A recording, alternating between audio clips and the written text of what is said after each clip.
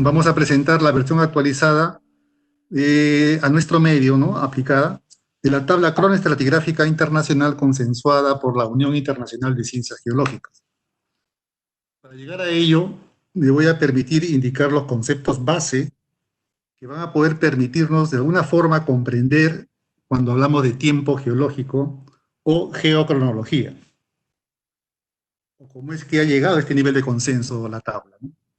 Eso es muy importante, considero, debido a que cuando conocemos todo el proceso de una evolución de acontecimientos, podemos valorarlo de la manera más idónea y su aplicación va a ser consecuente a la realidad del medio que lo está comprendiendo, ¿no? Entonces, bajo este enfoque, haremos un repaso sintético y breve del conocimiento de la formación de estratos, para así evitar confusiones con los aspectos que conciernan a la sedimentología. Vamos a presentar el contenido que, bueno, se ha dividido en 4 partes: los conceptos base que he anunciado, la organización estratigráfica, las unidades cronoestratigráficas y las conclusiones, ¿no? Bajo este esquema de espiral, que es el desarrollo de la historia del mundo, no es en línea recta, no es lineal, hay avances, retrocesos momentáneos, pero a la larga todo es hacia algo superior, ¿no? Bien, empecemos con los conceptos base. Como conceptos base, pues tenemos que se basa principalmente en conocer lo que nos rodea, ¿no? Acá en esta gráfica pueden apreciar ustedes el medio en que nos desarrollamos, ¿no? Una visión bastante, digamos, fuerte, ¿no? De los fenómenos geodinámicos que acontecen día a día en nuestro planeta, en este bloque diagrama que se manifiesta, ¿no? O sea, conocer lo que nos rodea es conocer las causas también, ¿no? Y lo que estudiamos nosotros como geólogos son los efectos. Aquí apreciamos, por ejemplo, una secuencia estratigráfica bastante clara, palmaria, ¿no? En nuestro territorio, que son los efectos de todo este proceso que hemos visto inicialmente, ¿no? Como las causas, ¿no? Bueno, unos dicen estudiar, otros investigar. A final de cuentas, de lo que se trata es comprender, ¿no? Comprender qué ha ocurrido, ¿no? Y para eso tenemos que describir.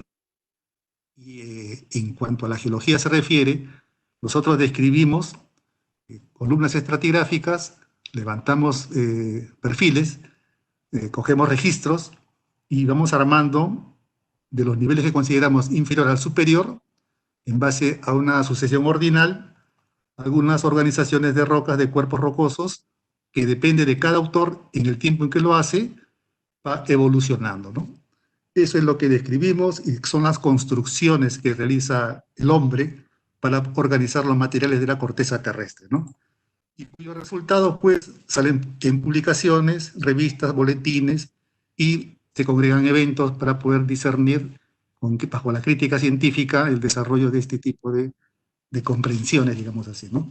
Bien, entonces, yendo al tema este de los acontecimientos, vamos a poder diferenciar no solamente lo que los ojos nos permiten ver, ya conocemos ya parte del océano, aunque muy poco todavía, pero los fenómenos que suceden bajo el nivel del mar, o sea, en el fondo marino, es lo que ocurre bajo un medio subacuático.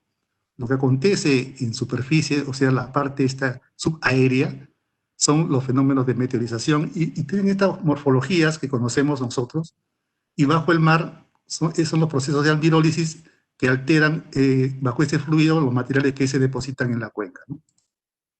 Eso nosotros vemos los efectos en los afloramientos. Por ejemplo, acá podemos ver en esta región de Paracas, ¿no? Acá el mar del Océano Pacífico, ¿no? Esta línea de costa, acá estas rocas que son, digamos, el basamento que acá se puede apreciar, acá lo vemos, que son rocas muy antiguas. Acá vemos una posición en discordancia, ¿no? De estas rocas más recientes, y esta es la manera en que podemos apreciar la geología en los territorios, ¿no? Y aquí vemos el fondo. La tecnología nos ha permitido fotografiar, filmar, tomar imágenes del fondo marino y ver qué es lo que acontece en el interior de esta masa acuática. De esa forma, también los fenómenos que acontecen, como por ejemplo en los cañones submarinos, en la plataforma continental, en la región del talud, la llanura pelágica, donde se aprecian corrientes de turbidez, ¿no? Corrientes de sedimentación y se depositan los materiales.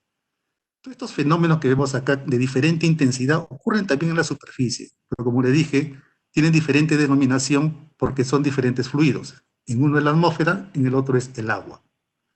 Valga un ejemplo, las turbiditas, que son las rocas que se generan por la corriente de turbidez, también se generan en superficie, que son las llamadas nubes ardientes de los volcanes, ¿no? Entonces, siguiendo con estos procesos, vemos que estas rocas también sufren deformaciones, ¿no? Vemos plegamientos, fallas, fracturas, y qué mejor ejemplo que esta secuencia que apreciamos y permitió a James Hutton, quien ustedes todos conocen, considera el padre de la geología moderna, donde pudo apreciar acá justamente en esos tiempos algo que fue formidable y bastante sorprendente y discutido, por supuesto, acerca de su principio del uniformismo, que Carlos Lay lo llamó como el actualismo, ¿no? Vemos acá, por ejemplo, se puede ver claramente, esas líneas señalan las superficies discontinuas, ¿no? En este caso, esta parte inferior marcada con punteado celeste y el amarillo, la discordancia sobre que subyace esta secuencia superior menos inclinada, ¿no? Pero que también tiene aquí diferentes contenidos. Acá se explica claramente de que estas rocas son del Silúrico, de hace 425 millones de años, estas que están sobre esta discordancia que representa un hiatus, que es un tiempo de no depósito o erosión activa, rocas del Devónico, de 345 millones de años, y esos tiempos se han podido construir en base a fósiles, ¿no? Entonces, eso ocurrió allá en otras latitudes. Vamos a nuestros Andes, ¿no? La cordillera de los Andes. Centrémonos en nuestra cordillera porque acá los fenómenos son distintos. Veamos, por ejemplo, que esta es una clasificación que es conocida, ha sido pues, bastante divulgada, ¿no? Y sirve de patrón en muchos trabajos, en que los Andes septentrionales, centrales y meridionales, ¿no? Inclusive en esta parte de los Andes centrales se divide en la parte norte, centro y sur. Y acá se especifica que estas deflexiones marcan pues, los límites de lo que serían los Andes centrales del norte y los Andes centrales del sur en lo que concierne a la parte peruana, ¿no? Pero hablando en términos ya analíticos, científicos, podemos nosotros deducir que el cambio no es palmario. Bajo todo choque de cuerpos siempre hay transiciones. Inclusive se dice que la transición es el proceso, es el paso de un estado al otro y es lo natural. Es lo que ocurre en todas las manifestaciones de la materia, las transiciones. ¿No? Entonces, si consideramos los Andes septentrionales, tenemos una transición con paso gradual hacia los Andes centrales, que también pasa con paso gradual a los meridionales. Y si vemos más adelante, digamos, los componentes de estos cuerpos van a diferir petrológica, paleontológica y mineralógicamente. Eso conduce a esta clasificación, ¿no? Y en cuanto a esta visión, vemos que las llamadas deflexiones obedecen a estos esfuerzos que hacen notar que la cordillera de los Andes ha tenido mucho más esfuerzos dirigidos de manera lateral que la vertical, ¿no? Vean estas contorsiones que estoy señalando, por ejemplo.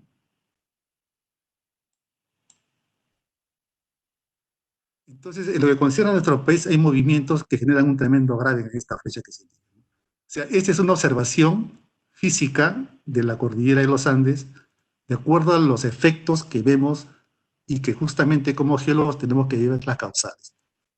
Entonces, en lo que concierne a nuestro territorio propiamente, tenemos las flexiones de Abancay y Huancabamba, que divide tres grandes geobloques distintivos y que en la superficie se observan afectados de deformaciones. Deformaciones que los geólogos cartografían y los plasman en mapa. ¿Qué más vemos nosotros del territorio? Vayámonos a lo más cercano, ¿no? Lima, Callao. Por ejemplo, en esta imagen del lado izquierdo vemos la actividad marina, la fuerza de las olas, las corrientes marinas, ¿no? Y en el lado derecho vemos a profundidad cómo es que siguen los depósitos. Acá hay algo que tenemos que resaltar, la forma. Esta forma que tiene esta parte de la península se genera por la presencia de esta isla,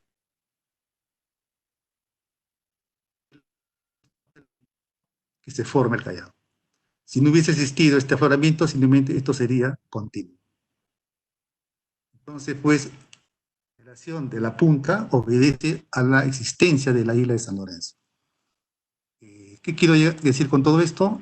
Bueno, pues que la configuración tectónica está íntimamente ligada a la estratigrafía sedimentaria.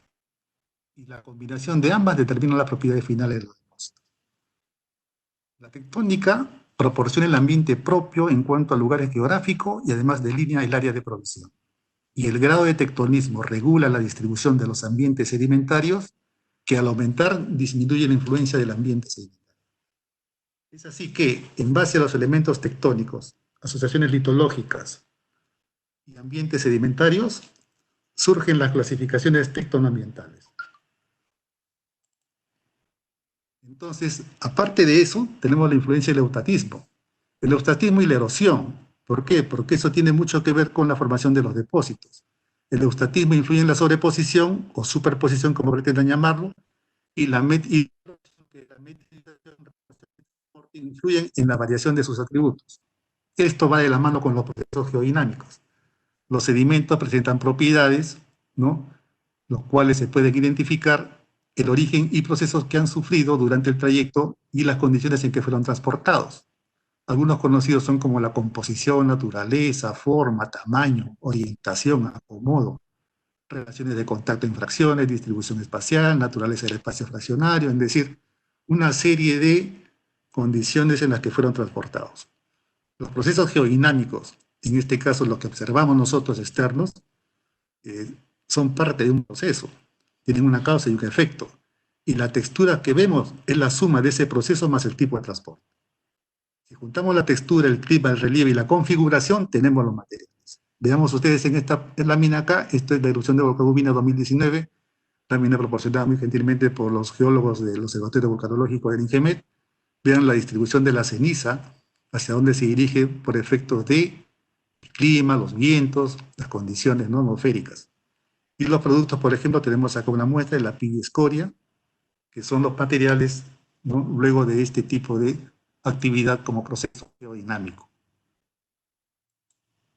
Entonces, ¿qué ocurre?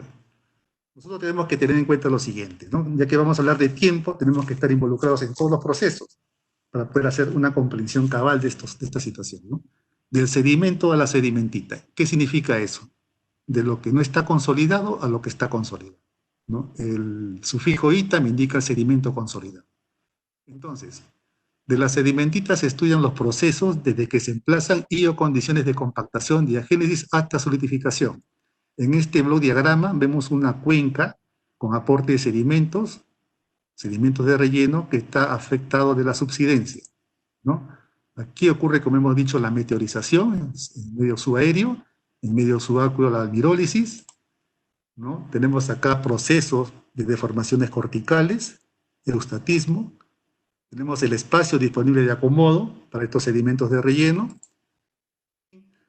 Estas condiciones se expresan en lo que observamos como el medio geográfico, el medio sedimentario, y en suma de otros factores del ambiente, ¿no?, que son cosas distintas. No es medio ambiente, o es medio o es ambiente. Con el ambiente ya se suman otros factores, hasta químicos, que le dan una cabalidad, digamos, de desarrollo, ¿no?, una comprensión mejor de todo lo que actúa en un determinado medio, ¿no?, sedimentario, ¿no?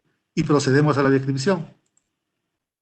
De tal manera que estas deformaciones corticales actúan sobre estos sedimentos y los van deformando, los van transformando. Por ejemplo, en cuanto al contenido de agua, la presión expulsa el agua fuera del poro y lo reduce de 50 a 60% de agua a 10 a 20% de agua. Ustedes acá, el volumen también se reduce por las presiones. Es decir, lo que se deposita y se va acumulando como sedimentos de relleno no es lo mismo, cambia. Entonces actúan la presión, los fluidos se van, pues, distribuyendo, de tal manera que es todo un proceso que amerita una descripción y una interpretación, ¿no? Entonces, pues, el conjunto de procesos determina el ambiente. Este ambiente, una vez emplazado con el tiempo, es afectado por esos procesos de compactación, que es la reducción del volumen de los sedimentos, donde ocurren acciones químicas, mecánicas, procesado por la sobrecarga de sedimentos, que reduce los espacios porosos, ¿no? Reduce espacios porosos, resultado de la reducción del volumen de los espacios acumulados, ¿no? Entonces, pues, acá vemos nosotros un gasterópodo. Es un fósil que ha sido conservado en un molde, pero la pared se ha fracturado y ha sido rellenada, ¿no? Rellenada y algunos fragmentos reorientados durante la compactación. Luego del proceso de esta diagénesis, nosotros podemos apreciar los resultados, ¿no? En este caso, miren estas ondulitas, que vienen a ser la sedimentita de este sedimento que está acá, de estas óndulas. Algunos lo llaman ripple marks, ¿no? Pero de la óndula sedimentaria pasamos a la parte litificada, que vendría a ser la ondulita, ¿no? ¿Y esto qué explica?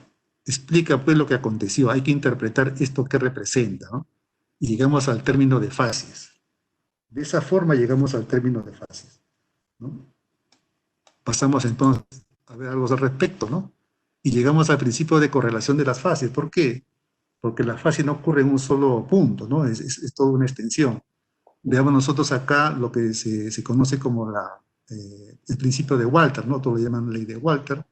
Lo cierto es que él resume lo que acontece en un proceso sedimentario de esta manera, como está este bloque diagrama, en la cual reproduce que lo que se observa en lo vertical tiene que haber ocurrido también lateralmente. Y se basa en este perfil de fondo marino, donde, de acuerdo a los eventos de transgresión o regresión, los sedimentos se pueden acumular sobre los distintos, ¿no? Siguiendo esa pauta de transgresión o regresión. Al final vemos lo siguiente: en una sección estratigráfica se puede reconstruir que esta sucesión vertical obedece a esta disposición horizontal o del fondo marino, ¿no? De donde se hizo la sección. Acá si se habla de tiempo, se refiere exclusivamente a el evento que hace que sobre esta arenisca que estoy señalando se deposite material más fino, o sea, una transgresión. Esta transgresión me va a permitir a mí definir acá una situación distinta en la vertical que se puede ver graficada en esta columna, pero se refiere exclusivamente a la variación petrográfica, litológica. Se refiere exclusivamente a la indicación de un cambio en el medio, que lo va a distinguir como una fase determinada. O sea, esto es una facies, y no es facie en singular, es facies en plural, porque viene del latín, y latín es facies, ¿no? He visto algunas publicaciones que salen diciendo la facie, ¿no? Como que singular es facie y plural es facies. No, no, singular y plural es igual, se dice facies, significa cara en latín, y es el aspecto que nos da esta secuencia, ¿no? Muy bien, entonces eso se puede correlacionar, como bien dice el título, y podemos nosotros desarrollar de esta manera, interpretar una secuencia vertical sedimentaria, ¿no? Hablar de tiempo específicamente ya obedece a un análisis estratigráfico, que a eso vamos a llegar posteriormente. Pero yendo por pautas, como le dije al inicio, vayamos de la mano a ver cómo es que se genera de la roca inconsolidada a la consolidada, que es lo que nos permite a nosotros interpretar posteriormente cuando se estudia, se analiza, y de qué manera vamos nosotros a poder hacernos preguntas, que es el resultado de esta situación, ¿no? Pasamos luego de la observación a la descripción y luego a la interpretación, ¿no? Muy bien. Para reconstruir algo, ¿no? Simplemente hay que realizar dos actividades: investigar los procesos que han ocurrido y ordenarlos en el tiempo. Eso es muy importante, ¿no? A eso surgen las preguntas, ¿no? Para eso tenemos hipótesis que lanzar, tomar datos, analizarlos e interpretarlos, ¿no? Y esto es posible porque todos los sucesos geológicos generan cambios, y los cambios dejan huellas, que es lo que nosotros buscamos en el terreno, ¿no? Entonces, el concepto de facies nos conduce a reconstrucción de paleoambientes. Pero ojo, el término de facies hay que tener mucho cuidado. ¿Por qué? Porque facies, a lo sumo, pues, es un término que dice mucho y a la vez dice muy poco. Pero hay facies de todo. Hay facies de radiolaritas, facies de areniscas, facies marinas, criptofacies, magmafacies. Realmente que se ha hecho una derivación de tal manera que es mejor precisarlo a nivel de los paleoambientes, ¿no? Y si se habla de facies, hablar de cambio de facies ya es otra cosa, ¿no? No tiene sentido, ¿no? Las facies, como hemos visto, se distinguen por unas características propias del lugar, y si son otras las características, simplemente es otra fase, ¿no? ¿Qué quiere decir con esto? Que un cuerpo sedimentario o unidad estratigráfica está determinado por características petrográficas u otras, ¿no? Y si cambia, sería otra cosa. En el tema de fases sería otras fases. No es que cambia las fases, porque si no, nos atreveríamos a decir que un cuerpo sedimentario da la vuelta al mundo con solo cambiar de fases. Y eso no tiene sentido, ¿no? Muy bien, eso llevó a los geólogos investigadores de esos años, de, digamos, la mitad del siglo XX, a acuñar el concepto de litosomo, porque fue la época en que se desarrolló mucho la sedimentología y los conceptos estratigráficos ya para organizar las unidades de roca, ¿no? En el concepto de litosomo, por ejemplo, se consideran masas de rocas tridimensionales, ¿no? Volúmenes rocosos en diferentes áreas, ¿no? Y las relaciones que tiene son laterales, verticales y combinadas. Y se hace con relación con un punto de observación. Acá en esta fotografía pues, vemos, por ejemplo, podemos señalar claramente dos litosomos. Así de simple, ¿no? Cuerpos de roca sedimentaria, en general, ¿no? Y sus relaciones, ¿cuáles son? O son verticales o son laterales. Los cuerpos de roca sedimentaria o litosomos, para abreviar, son concordantes en la vertical, ¿no? O discordantes. Son concordantes si el contacto es definido o puede ser gradacional. Quiere decir esto que no existe evidencia de interrupción. Pueden ser hasta gradacionales, como digo, o discordantes o de discontinuidad, separadas por una superficie que puede ser angular porque tienen relación de ángulo. Estas son las relaciones verticales de los litosomos o cuerpos sedimentarios, como quieran llamarlo.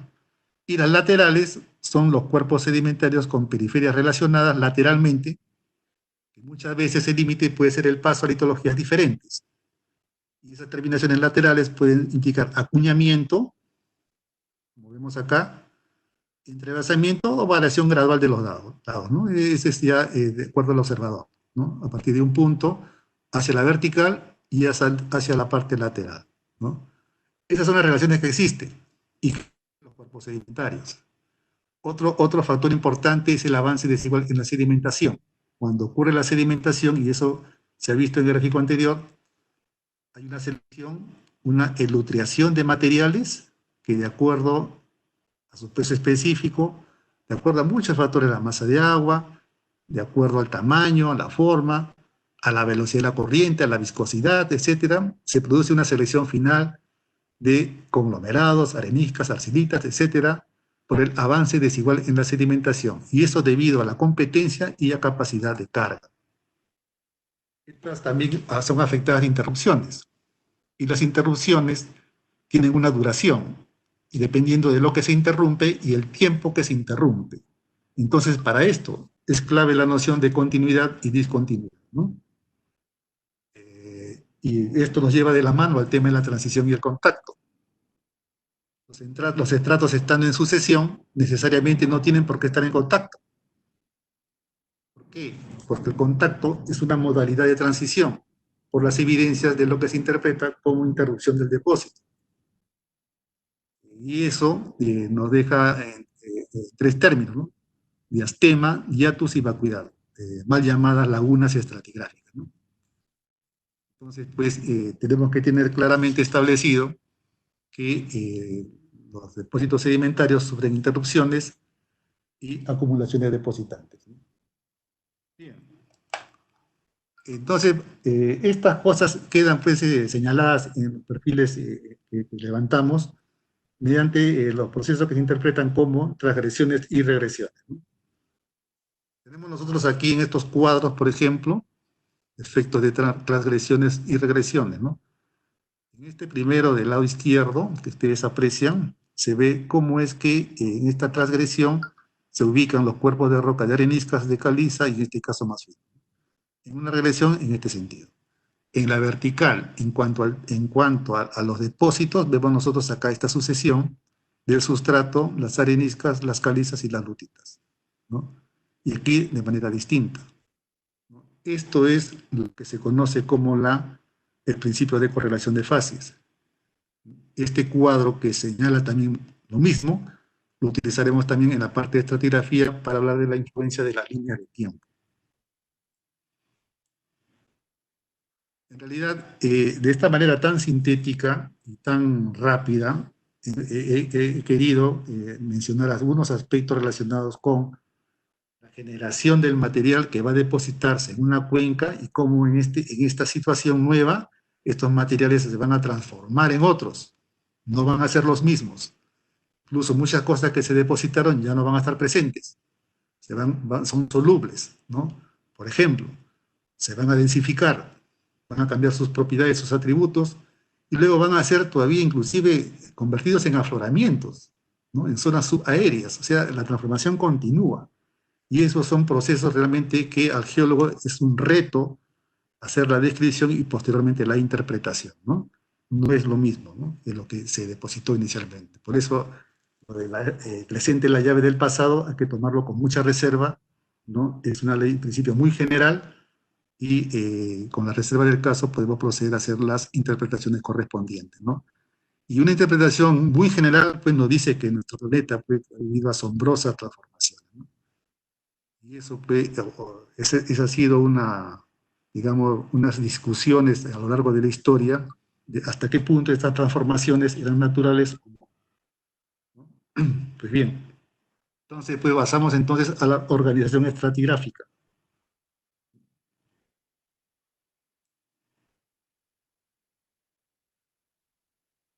En esta lámina, que es un mosaico de cosas, ¿no? Realmente eh, he querido acá graficar toda la evolución desde lo que se puede imaginar uno, los inicios, ¿no?, de la formación de la corteza del mundo, ¿no?, de nuestro planeta, ¿no?, y todo lo que posteriormente ocurrió después, ¿no?, con toda esa energía y esa falta de atmósfera que luego se fue poco a poco generando, ¿no?, con esos primeros cuerpos rocosos que afloraban en esas masas de agua luego de intensos miles de años de lluvias, de esa emisión volcánica, de esa dinámica completamente físico-química que permitió pues formación de nuevos elementos compuestos, generación de atmósferas, y eso pues, este tipo de transformaciones están registradas en el mundo, por ejemplo acá en Canadá, ¿no? Esta roca muy antigua, ¿no? Realmente es sorprendente cómo es que los geólogos hemos podido de alguna manera, mediante la curiosidad, llegar a conocer en el campo, en el territorio al cual cada uno corresponda, en este caso en Canadá, los geólogos canadienses, en Australia, los geólogos que han podido hacer ese trabajo, ¿no?, tener la evidencia de la roca más antigua del mundo, ¿no? Eso es muy importante tenerlo en cuenta. Acá, por ejemplo, zircones, que han permitido obtener los minerales más antiguos, por ejemplo, ¿no? Es una cosa bastante interesante, ¿no? Y aquí también en África, rocas muy antiguas que representan pues ese tipo de actividades de inicios de la Tierra, ¿no? Por ejemplo, hablamos de tiempo, en el caso de Canadá tenemos rocas de 3.960 millones de años, ¿no? En el caso de Australia aproximadamente 4.000 millones de años, ¿no? Y eso fue determinado con circones detríticos. Posteriormente a todo eso, pues vemos la generación de rocas ya que actualmente vemos en afloramiento, los granitos, por ejemplo. Cambia la configuración de los paleocontinentes, se genera nueva atmósfera y vemos un fenómeno que es algo muy sorprendente, que es la característica principal de nuestro planeta, que es la vida. Y esto obedece a una evolución de procesos químicos, ¿no?, hasta procesos biológicos, ¿no? Y eso también lo tenemos registrado porque las primeras bacterias productoras de oxígeno se encontraron fosilizadas también. Y actualmente tenemos los estromatolitos, que son los más antiguos, digamos, organismos que se conservan como especies fósiles vivientes llamados, ¿no? Y aquí se grafica una evolución de toda la paleobiodiversidad hasta el hombre, ¿no? ¿Y esto qué significa, señores? Significa pues, que ese cúmulo de conocimientos es producto de un trabajo a nivel de la humanidad por siglos, ¿no? Que lleva a tener conceptos y a poder hacer definiciones para poder seguir hurgando en esta incógnita que es el conocimiento del planeta. Podemos ahora hablar de algunas definiciones para poder entrar ya entrando a nuestro tema. La estratigrafía, ¿no? Según lo que dice la Guía Estratigráfica Internacional, dice que es la ciencia que trata de la descripción de las rocas estratificadas, ¿no? En la guía se le emplea como ciencia de los estratos y como tal trata de la sucesión y relaciones cronológicas originales de los estratos, de la forma, distribución, composición litológica, contenido fósil, propiedades geoquímicas y geofísicas, es decir, todas las características, propiedades y atributos de las rocas como estratos, de la interpretación de su ambiente de formación o modo de origen y de su historia geológica, ¿no? Y estrato geológico dicen que es una capa o un cuerpo generalmente tabular de roca que posee determinadas características, propiedades o atributos que la distinguen de los estratos adyacentes. Estos estratos adyacentes pueden estar separados por planos visibles o menos perceptibles en la litología, mineralogía, contenido fósil, constitución química, propiedades físicas, edad o cualquier otra propiedad. Ojo que no habla de estratos sobrepuestos o que se superponen, sino de estratos adyacentes, ¿no? Vean cómo van cambiando los conceptos, y esto es lo que dice la Guía Estratigráfica Internacional. Muy bien. En ese intento, ¿no?, de explicar la naturaleza de las cosas, de los primeros intentos tempranos para estimar la edad de la Tierra, tenemos el caso de un arzobispo que calculó pues, que, basado en la Biblia, la formación de la Tierra había sido el 22 de octubre del año 4004, ¿no? Este es el señor arzobispo Usher. Luego de Buffon, el conde de Buffon, basado en bolas de hierro, calculó, ¿no?, que la Tierra tenía 96.000 años, corregida después a 75.000. También tenemos a Lord Kelvin, ¿no?, quien calculó la edad entre 25 y 100 millones de años, ¿no? O sea, son los esfuerzos de los intelectuales en poder investigar acerca de ello. Entonces, pues vemos nosotros que en el siglo XVI era pertinente referirse a los fósiles por su forma y no por su naturaleza. ¿Por qué? Porque había un dato que tenía que tomarse en cuenta, que para poder conocer la edad, ¿no?, o querer pretender averiguar la edad del planeta, había que recurrir a sus propios registros, ¿no? Y en eso fue en clave el nivel de interpretación que se hacía de ellos, ¿no? Y Leonardo da Vinci dio una interpretación moderna. Entonces, él utilizó los fósiles para poder explicar las relaciones de las rocas, ¿no? Luego tenemos a Palissy, ¿no?, quien no dudó del origen orgánico de los fósiles, pero se refirió a las especies perdidas por exceso de pesca, la llamó porque había limitaciones del concepto de tiempo. Este es, por ejemplo, un celacanto, un pez fósil paleozoico que se consideraba extinguido hasta que fue capturado, ¿no? Y acá lo pueden apreciar, es una especie que ha sido capturada y que ahora se sabe pues, que existe en los mares de Japón, ¿no?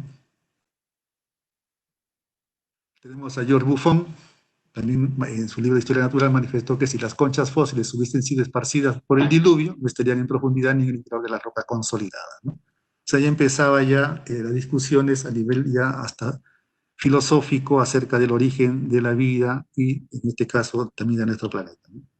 Lo importante de todo ello era que cada día se hacía más accesible el conocimiento en algunas élites y se difundía para poder ser más discutida aún, ¿no? Eran ya términos académicos y se mostró pues, que los procesos que ya se había anunciado, ¿no?, el transformismo, ¿no?, el informismo, eran mucho más consolidados, mucho más válidos que aquellos que eran producto del pensamiento exclusivamente, ¿no? Sin embargo, siempre ha seguido esa discusión, ¿no? ¿No? Entonces, pues, hacia el siglo XVII, buena parte de las teorías sobre la génesis de las rocas fueron inferidas de las concepciones que se ofrecen acerca del origen de los fósiles. Y Wegener recoge las clasificaciones de otros geólogos, ¿no?, y genera la teoría neptunista de capas de rocas. ¿Qué es el neptunismo?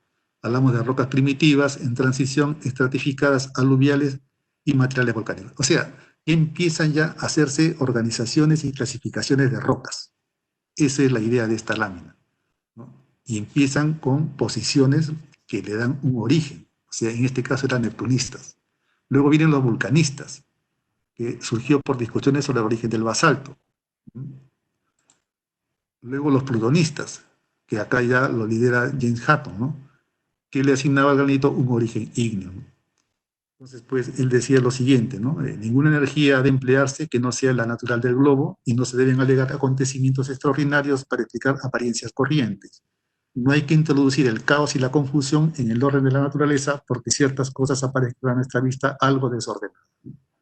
Entonces, pues, desarrolló el principio de la uniformidad, uniformitarismo o uniformismo, expuesto por Carlos Lyell y desarrollado como gradualismo, ¿no? Entonces, él asignaba al granito un origen ígneo. Entonces, hoy en día, pues, si nos ponemos a pensar un poco al respecto, si nos vamos al tema del granito de anatexia, en realidad sería metamórfico, ¿no? Y si decimos que los metamórficos se generan en ambientes de presión y temperatura elevada, entonces, ¿de qué estamos hablando, no? Estamos hablando de que son procesos magmáticos, y las rocas ígneas vienen de los procesos magmáticos. O sea, es necesario hablar de esto para poder reflexionar y de esa manera pues ir viendo hasta qué punto los términos corresponden a lo que queremos transmitir, ¿no? Luego tenemos entonces pues neptunistas, volcanistas y plutonistas. Y las discusiones se prolongaron a lo largo de las dos últimas décadas del siglo XVIII y la primera del siglo XIX. Para Hutton el calor interno era de importancia fundamental, ¿no? Lo que dio origen a las rocas metamórficas, ¿no? Esas cosas ocurrían y se consideraron tres clases de registros, ¿no? Las rocas estratificadas, las rocas ígneas por sustancias fundidas y las metamórficas por rocas preexistentes, ¿no?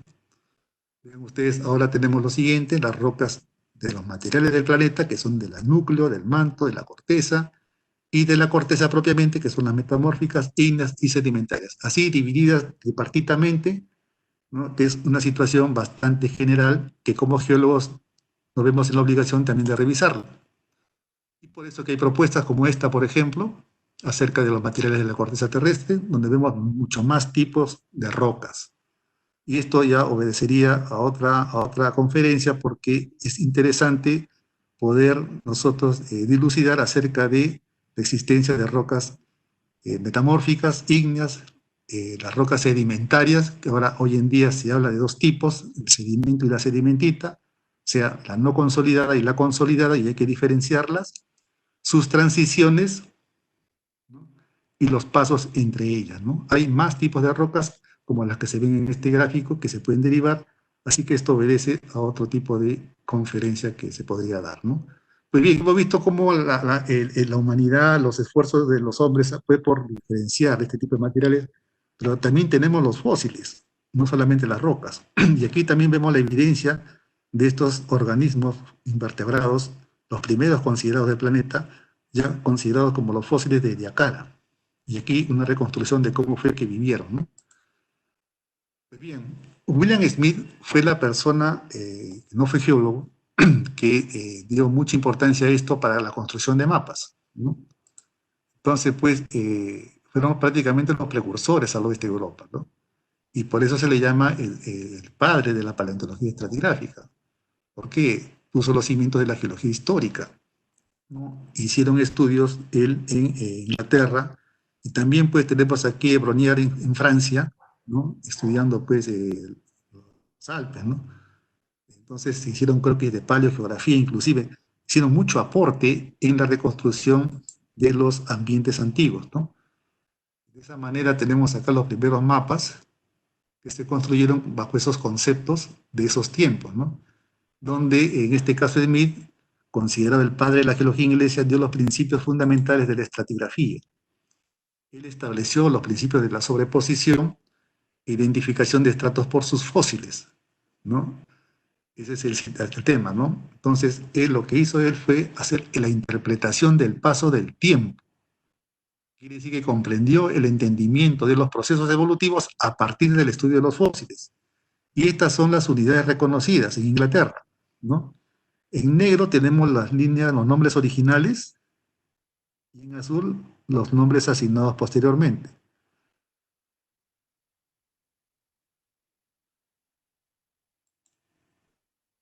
Bueno, los nombres pues tienen origen diverso, ¿no? Por ejemplo, Cambriano, ¿no? Dado por Sedgwick, dijo el nombre de Wallace, carbonífero, como rocas portadoras del carbón de Inglaterra, el Permiano, rocas cerca de Perm en Rusia, el Jurásico lo dio Alexander von Humboldt, en la montaña del Jura. Y si vemos acá un momento, el carbonífero fue dado por las rocas portadoras de carbón de Inglaterra. Y podríamos decir nosotros pues, que siguiendo esta tendencia, pues que el carbonífero peruano justamente no se encuentra en el Paleozoico, ¿no? Porque todo nuestro carbón proviene pues, del Cretácico, ¿no? Mesozoico. Bien. Son cosas de comparaciones, ¿no? Comparaciones que hay que ajustarlo bien con los registros. Esa es la importancia de los registros que se correlacionan, ¿no? Entonces, según la escala moderna del tiempo geológico, tenemos nosotros acá las bases de la escala moderna, fueron desarrolladas por justamente Steno, James Hutton y William Smith. Lo que hemos recorrido nos hace pensar efectivamente en que el tiempo geológico obedeció a esa organización de los estratos en base a sus registros, tanto petrológicos como paleontológicos, ¿no? Pero llegan nuevos tiempos, y hace 2 siglos del espacio y tiempo entraron a los conocimientos geológicos. El conocimiento de los minerales condujo a desentrañar sus orígenes y los fósiles a establecer una escala para el tiempo, ¿no? Entonces, luego de esos divagaciones, discusiones y confrontación de ideas acerca de la problemática estratigráfica, realmente pues se evidenció que existían proliferación de unidades, conceptos muy generales por unidades, generalización propia de acepciones, había una necesidad imperiosa de nuevos criterios, admitidas pues según la necesidad de la aplicación.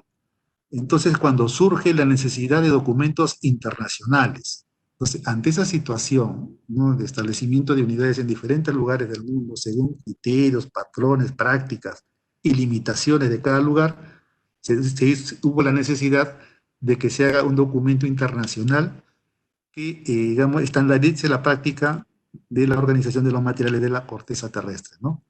Es cuando surgen los conceptos duales. ¿Qué significa eso? El tiempo y la roca, concepto dual.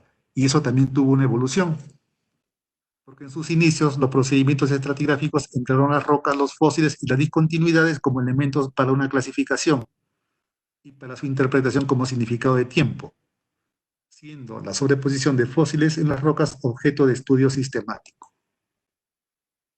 Por ejemplo, en 1900, el Congreso de París agregó la jerarquía de zona como cuerpo de roca por fósiles y fase para indicar el tiempo en que plantas y animales vivieron. Sin embargo, persistió la clasificación dual, señalando 2 jerarquías con 2 criterios: rocas para la formación y fósiles para la zona. ¿Ven cómo se va? Ya estamos entrando a términos más conocidos. Sin embargo, hay escuelas de tendencia, ¿no? Y los estratígrafos europeos pusieron más énfasis en los fósiles, mientras que los norteamericanos en las rocas, ¿no? Las rocas fueron adoptadas para propósitos cartográficos por el Servicio Geológico de Estados Unidos y la formación fue establecida como la unidad fundamental. Tal es así que en 1930 y 40 se formó el grupo de trabajo Wood para establecer la nomenclatura y correlación del terciario continental en Norteamérica, donde los segmentos de las unidades de tiempo correspondían a los límites de las unidades litoestratigráficas. Esa es la jerarquía del geocrom, o sea, el contenido petrográfico, las características litológicas son las que gobiernan la clasificación.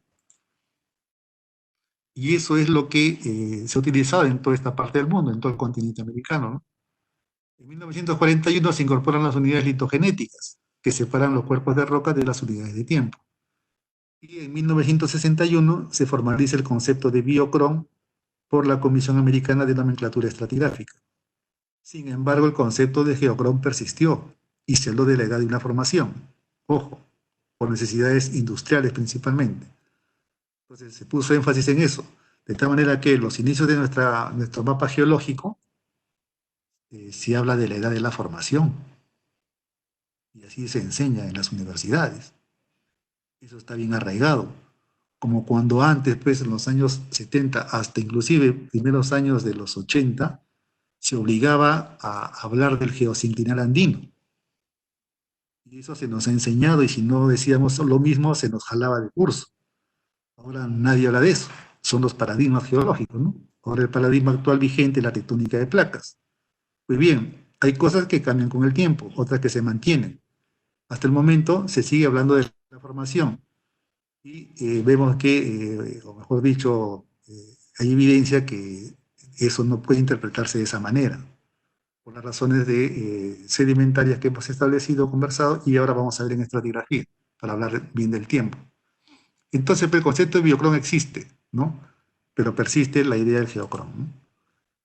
Eso significa que han habido etapas en el desarrollo, inclusive de la guía estratigráfica, en la cual tenemos que evaluar para poder ubicar en su contexto el contenido de estas definiciones, ¿no? La primera etapa fue antes del año 60, con los códigos, ¿no? La segunda etapa entre 1960 y 70. En 1970 se le resumen de la guía estratigráfica. Una tercera etapa, el año 70-76, donde se discutió el resumen en congresos. Acá fue el segundo congreso latinoamericano que fue en Caracas. En 1976 sale publicada en inglés, ¿no? La cuarta etapa, en 1976 y 80, se publica el nuevo Código Norteamericano, que pretendió mejorar la guía estratigráfica. La quinta etapa, en 1980 hasta el 93, se publica la guía en español. Y la última etapa, considerada desde 1994, que es la última publicación en inglés en su versión abreviada, que es la que se maneja actualmente y está publicada en la página web de la Unión Internacional de Ciencias Geológicas. Pero hay un dato que resaltar, ya la presencia del Código Norteamericano, ¿no?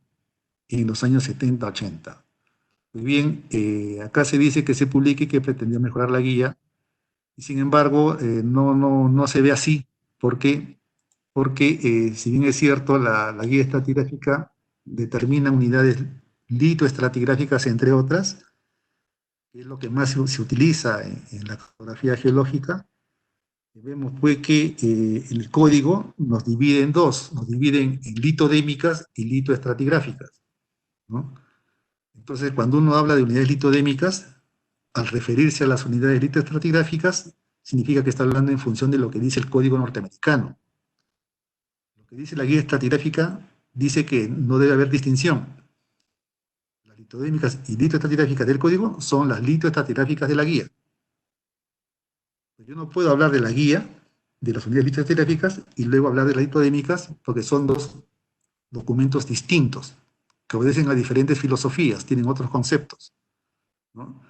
Eso quería remarcar, porque para llegar hasta ese nivel de documentos existieron muchos criterios para la clasificación y organización de los estratos.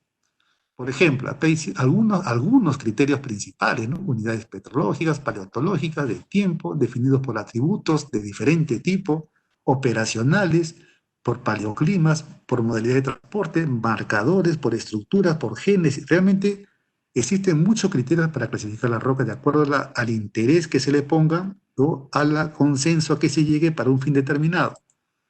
En el caso, por ejemplo, de la estratigrafía, este tipo de variantes conduce a desarrollarlo de tal manera que ya no podemos hablar de estratigrafía, porque no solamente se trata de describir estratos, sino hablar de la génesis también. Entonces, ¿por qué no decir estratología?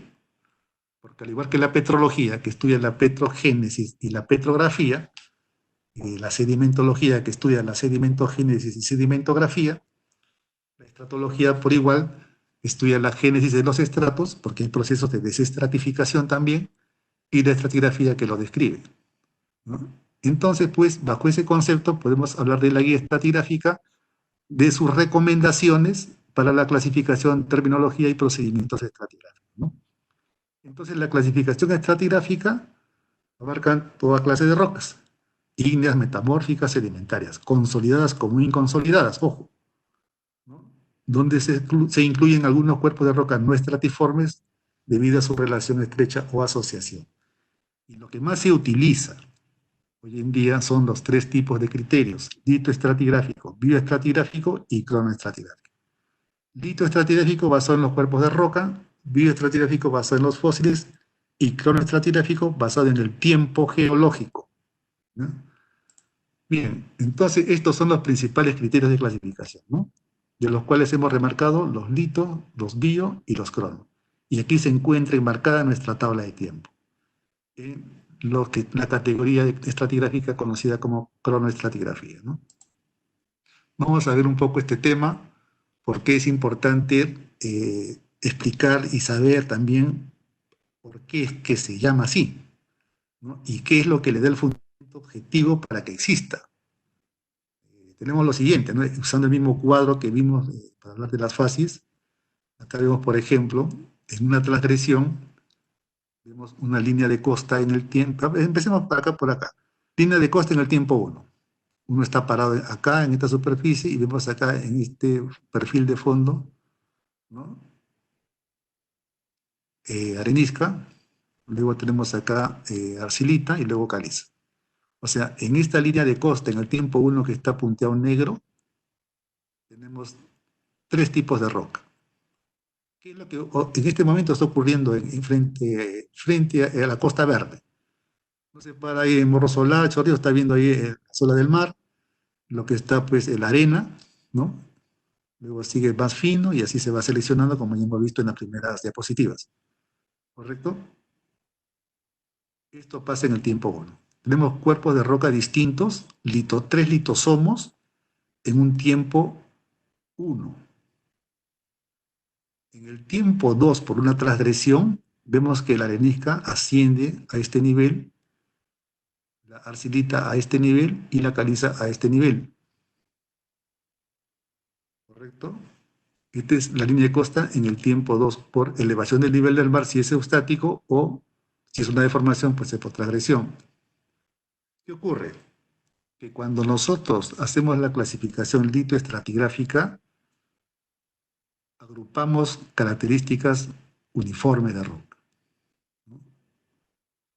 Por ejemplo, areniscas, por ejemplo, arcilitas o rocas carbonatadas. Y le ponemos nombre todavía. Pero si ustedes ven acá la línea de cada uno, se corta con el tiempo 1 y con el tiempo 2. Es lo que vemos aquí, en este cuadro de la derecha. Las líneas de tiempo son estas líneas de acá que están señaladas con A, B y C, A, B y C', y las líneas de depósito son las formaciones continentales, estos conglomerados A, areniscas B y este fino C, ¿no? Entonces, pues, este principio básico me permite asumir ya utilizando el tiempo que si yo tengo un fósil en esta arenisca que estoy marcando aquí, la caliza que se encuentra aquí va a ser del mismo tiempo, porque esta es una línea de tiempo, o sea, es del mismo tiempo, sincrónico, ¿no? Pero cuando yo organizo las rocas como areniscas, voy a ocupar muchos tiempos, porque no solamente es esta línea, va a haber acá otra línea, otra línea, otra línea. Sin embargo, en la práctica, al decir edad de la formación, yo le doy la edad de este tiempo que me da este fósil que encontré aquí a todo este cuerpo, lo cual no debería ser. Entonces, eso ya con el tiempo se corregirá, pero hay que decirlo, que si la línea de tiempo se cruza con la línea de depósito de rocas, la conclusión inherente es que una formación no tiene por qué tener edad. Que para poder distinguirla, individualizarla o llamarla o reconocerla, asignamos un tiempo a un tipo de depósito, es otra cosa. Yo le asigno para poder identificarlo. Pero no voy a decir, pues, que esa es su edad, porque tiene que ser en términos formales. En ciencia se habla en sentido estricto, ¿no? Y en sentido lato para aquello que no tenga mucha aplicabilidad económica. Y esto tiene mucho que ver con temas de industria. En otras palabras, hay que tener mucha cautela, ¿no? Muy bien. Entonces, pues, ¿qué es un estrato? Y aquí me remito a la definición dada por el ingeniero Salvador Mendívil en el año 1986, donde dice una definición que hasta el momento en toda la bibliografía revisada es la que contiene el mejor concepto de lo que se puede entender de todos estos procesos que hemos visto de sedimentación y organización de los materiales, ¿no? Dice que es un cuerpo de roca sin excepción alguna, desde consolidada hasta inconsolidada, sea sedimentaria, ígnea, metamórfica u otras, y sus transiciones, con un grosor relativamente uniforme, pero con forma muy variada, al igual que su perímetro, que generalmente termina en diedro, salvo en casos especiales o de pérdida parcial lateral, con cualquier posición espacial y necesariamente singular y de origen continuo. Posee características, propiedades o atributos que los distinguen y puede estar limitado por superficies nítidas y fácilmente perceptibles debido a suspensión de la acción depositante, límites de los que se produce el emplazamiento, cambio abrupto en el carácter o remoción, o por cambios menos evidentes o hasta indefinidos en la petrología, mineralogía, contenido fósil, constitución química, propiedades físicas, edad o cualquier otro atributo. Entonces, ¿qué es una unidad estratigráfica? Es un conjunto de estratos adyacentes susceptibles de reconocerse en su conjunto como una unidad o entidad característica en la clasificación de la sucesión estratigráfica de la Tierra respecto a algunos de esos numerosos caracteres, propiedades o atributos que las rocas poseen, ¿no? Y generalmente no tienen por qué coincidir unas con respecto a otras, que son independientes. Entonces, ¿qué es una clasificación estratigráfica? Es la organización sistemática de los estratos de la Tierra tal como se encuentran en su sucesión original, en unidades basadas en cualesquiera de las características, propiedades o atributos que posean para un propósito dado. Ojo, un lugar cualquiera de la Tierra podemos clasificarlo de la manera que más nos convenga. Pueden variar los criterios de acuerdo al grado de conocimiento que se tenga, por lo tanto existen muchas categorías diferentes de clasificación estratigráfica. Y dicho sea de paso, quien dio la definición construyó un sistema de organización para las rocas volcánicas que lo denominó criterio de clasificación litomorfoestructural, ¿no? Entonces, acá tenemos algunas cosas que poder leer, referido justamente al tema de la unidad estratigráfica, ¿no? Es importante diferenciar, ¿no? Lo que son, pues, en este caso, los caracteres, propiedades o atributos que las posean, a fin de, según eso, poder hacerla en la organización respectiva, ¿no? Entonces, hay procedimientos, los procedimientos en líneas generales para cualquier tipo de unidad serían las siguientes: definirlas, caracterizarlas y describirlas, ponerles un nombre, hablar de secuencias tipo u otro tipo de referencia, describir la unidad, aspectos regionales, la edad geológica, la correlación, la génesis y las referencias a la temperatura, ¿no? Entonces, pues tenemos que lo que más cercano a nosotros existe es la roca, o sea, hacemos la clasificación litoestratigráfica, ¿no? Y aquí nos basamos en lo que dice, pues, la guía estratigráfica, porque en realidad esto es lo que por consenso internacional se ha establecido, pero no puede estar dejado de estar sujeto a la crítica, ¿no? Habla de estratotipos, ¿no? Habla de estratotipos de límite, ¿no? Y acá podemos nosotros hablar de secuencias de unidad tipo y secuencias de límite, ¿no? Porque un estratotipo, pues, es una secuencia, ¿no? Un estrato es una secuencia de eventos, ¿no? Entonces, el estratotipo, pues, tendría que extenderse a una concepción mucho más, digamos, amplia, y eso sería motivo también de otra conversación. En cuanto a la bioestratigrafía, habla de, por ejemplo, zonas de extensiones coincidentes para poder marcar tiempos en los estratos, ¿no? Y para la comparación, acá podemos nosotros incorporar lo siguiente, ¿no? El tema de la correlación. La correlación es lo que todo el mundo habla, sin embargo, no todo es correlación. Esto ocurre cuando existe igual posición estratigráfica. O sea, el carácter, posición y proporcionalidad o disposición mutua de las partes con el todo, que puede ser equivalencia. Yo puedo comparar, ¿no? Comparar una roca volcánica con una roca sedimentaria, haciendo una equivalencia en tiempo, a pesar que son de distintos componentes petrográficos. No es correlacionable, pero sí equivalente. Y puedo hacer correspondencia también. ¿Ven? Esta es la importancia de nuestros términos. Y esto indica igual posición. Y cuando hay diferente posición, podemos hablar de analogía, semejanza y coherencia, ¿no? Entonces, con esto ya tenemos a la mano términos para poder hacer comparaciones de diversa índole en los cuerpos de roca, ¿no? Entonces, acá esta es una lámina que se presentó para un evento de geología, en la cual pues se pone a compararse las diferentes construcciones que hemos hecho en nuestro país, los geólogos, en diferentes tiempos, ¿no? Donde existe pues esa tendencia de eh, igualar las líneas de formaciones con los tiempos, ¿no? Vean ustedes acá, si ven la flecha, ¿no? Por ejemplo, acá en el Jurásico Cretácico, justo las formaciones coinciden con los límites de los tiempos, ¿no? Igual pasa aquí a la izquierda. En realidad es una característica, ¿no?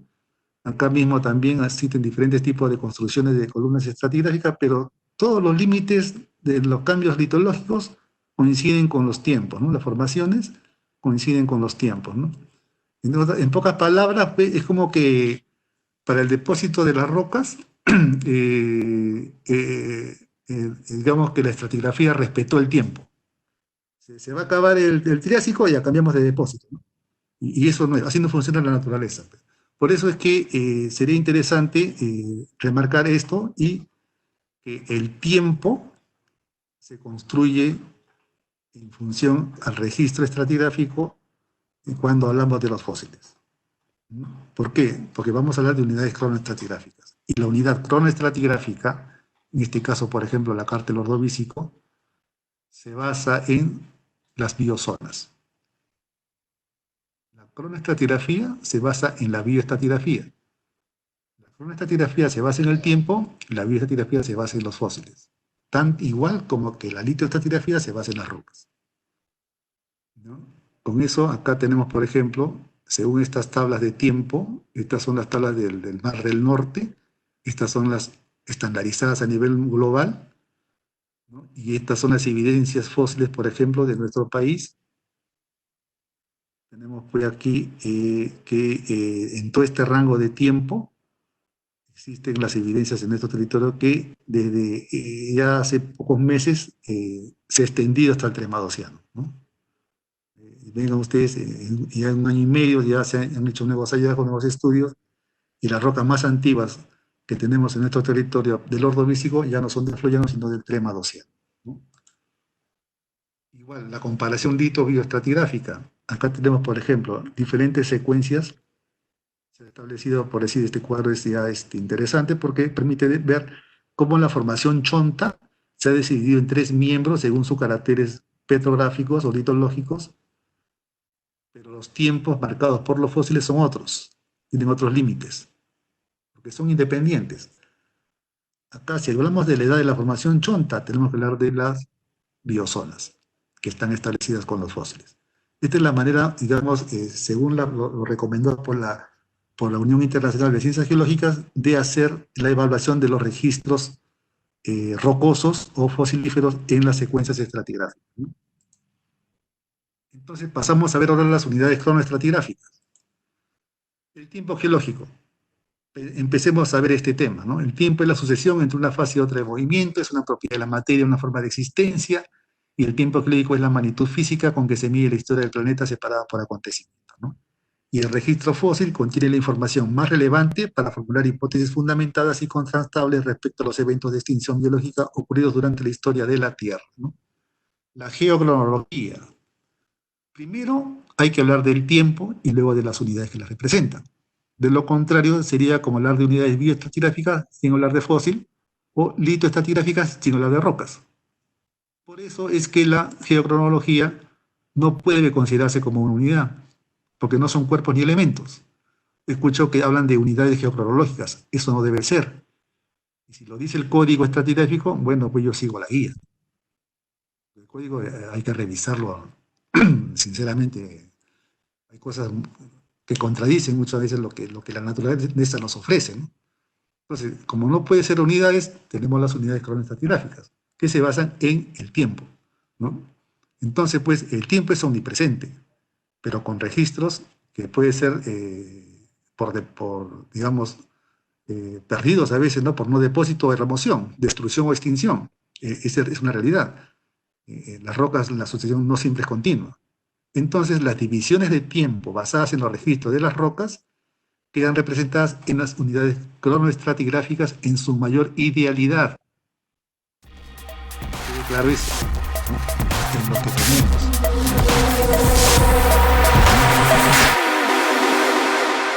Gobierno del Perú. El Perú primero.